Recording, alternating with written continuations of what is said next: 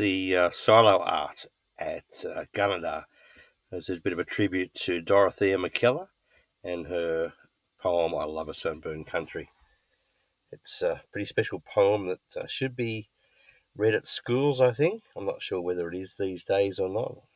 Not sure whether they actually read A Man from Snowy River or things like that anymore, but hopefully they do. After Gunnedah, we went out through Siding Springs on our way down into the Warrumbungles.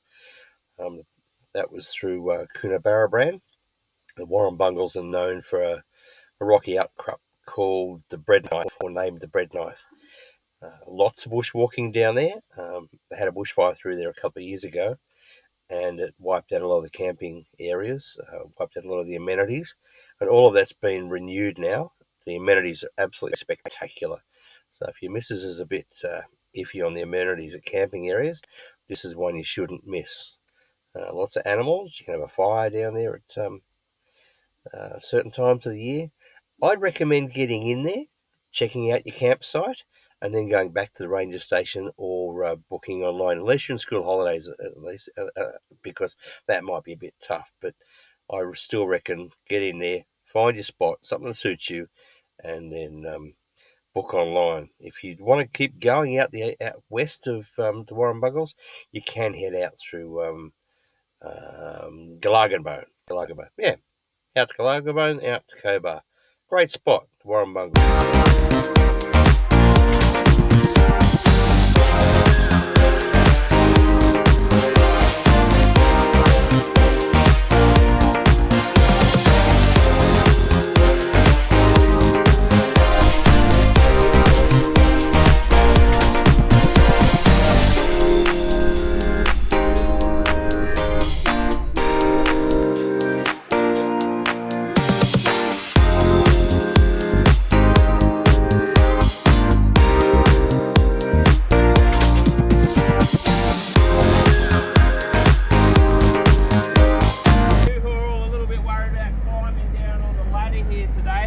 We can just simply use the bucket here as our lift.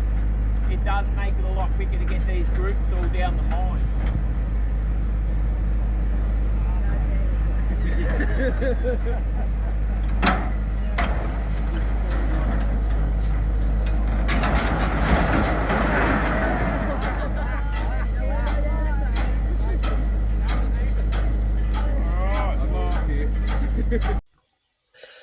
White Cliffs is one of those places that you have to visit to appreciate what's there. The miners are doing it tough at the moment with some of the problem with the Indigenous wanting to take over their land, and they're kicking them out of their homes. But I'm sure they'll get through that, and both the Indigenous and the miners will come out with an agreement that'll settle everything.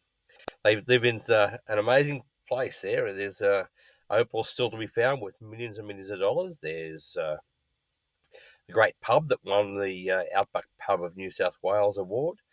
And as you can see in some of these photos, there's underground houses that are just amazing. The kitchen in that underground house is just incredible. The way they get the air into the houses is fantastic as well. Unfortunately, I sort of think the ground is marked with all of these holes, as you'll see in some of the videos. But we did a bit of noodling, looking for some gold and not gold, opals, and yeah, it was a lot of fun. I think it's a place you should visit. Hot, dry, dusty, but definitely worth the visit. Yeah, White Cliffs. I reckon you should get yourself out there and visit the place. We found these little pieces here, and they're worth probably $3. That's about all, I reckon. Unless someone's really clever at cutting them. But yeah, no, we enjoyed our stay there. White Cliffs, get out there. Well, we're just leaving White Cliffs, and we're going to embark across the. Don't know whether embark's the right word, but we're going to head across the Whipstick Road, across into Henry Roberts Road, and then up into Pack Saddle. So it's telling me behind me there that the road's definitely open, open with caution. So we'll see how we go. But we've been told that it's pretty good. It's a nice day, and we'll give it a shot, I think. See what happens, see how many hours it takes us.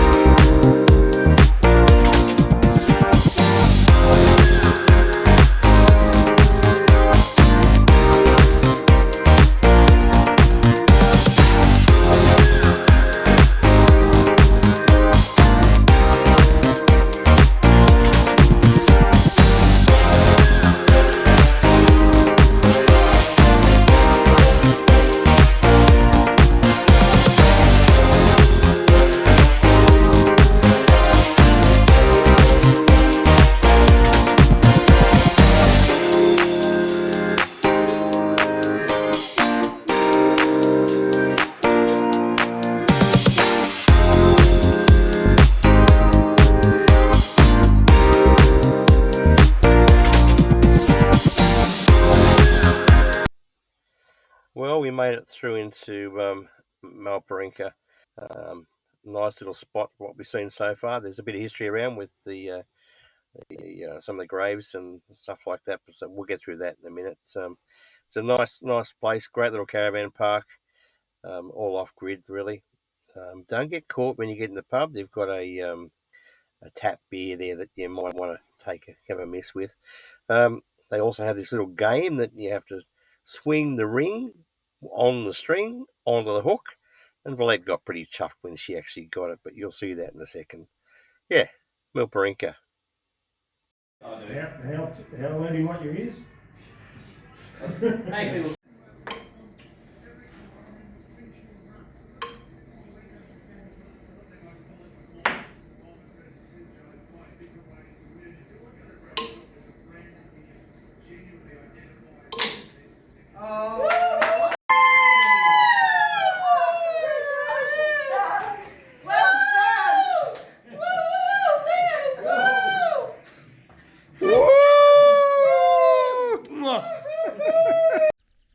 So that's the old gold heritage,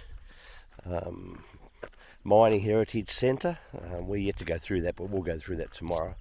And then we've got the pub just over there, and all the locals, 2 houses. But you can get out to Sturt's camp. It's called Depot Glen, and then you've also got Poole's grave, which I'll talk about a little bit later. Yeah, it's not a bad spot. Not a bad spot. Nice in the middle of May, or end of May it is now, and we've still got around about 21 degrees during the day, 19, 21 degrees during the day, and it gets down to about 7 at night. So roads out here are pretty good. Yeah, good spot. The Milparinka Historical Society was given about, I think it was 5 million to restore some of these old buildings, the post office, the courthouse, and they've done a fantastic job with it. And then we went out to the gravesite of John Poole. He was part of Sturt's quest to try and find the inland sea. These guys actually carried a whaleboat with them up to try and find the inland sea. Unfortunately, got caught up by a drought in 1845, and John Poole didn't survive. But these guys stayed there in this little waterhole there, and they stayed there trying to get water and keep alive until it rained again, and they could finally make their way home. Sturt loved his horses, and this little memorial is to Sturt and the way he treated his horses and the way his horses treated him. It's all made of wire, and it's just outside Milparinka. It's nice little town. I think you should visit if you're on your way up to Tibooburra. It's not too far north of Broken Hill either. great little place. It's well worth a visit, and the pub could definitely do with the patronage.